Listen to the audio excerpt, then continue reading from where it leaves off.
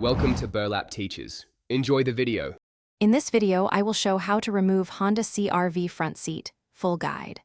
First, slide the seat fully back and remove the plastic trim by gently prying it off with a trim tool. Next, unplug the seat wiring harness under the seat and label connectors to avoid confusion. Finally, loosen the 4 mounting bolts with a ratchet and support the seat while you lift it free and set it aside. Begin by tilting the seat back forward to expose the cushion retaining clips, then use a flat trim tool to gently pop them free one by one. Work methodically along the cushion edge to avoid stretching the material or breaking clips.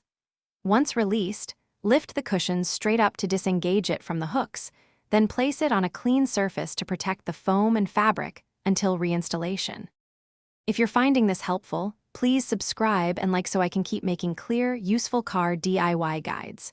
Quick recommendation: life's too short for cheap socks. Go darn tough with a lifetime warranty.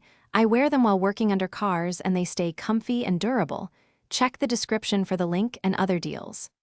Thanks for the support. Now let's get back to the video. After removing trim covers, locate the 4 mounting bolts securing the seat to the floor, then use a socket wrench to break them free. Keep one hand on the seat to prevent sudden tilting as the last bolt comes out. With a helper, tilt the seat to clear door trim and seatbelt anchors, then lift straight up and out to avoid catching wiring or connectors under the seat. Thanks for watching. Consider subscribing if this video helped you.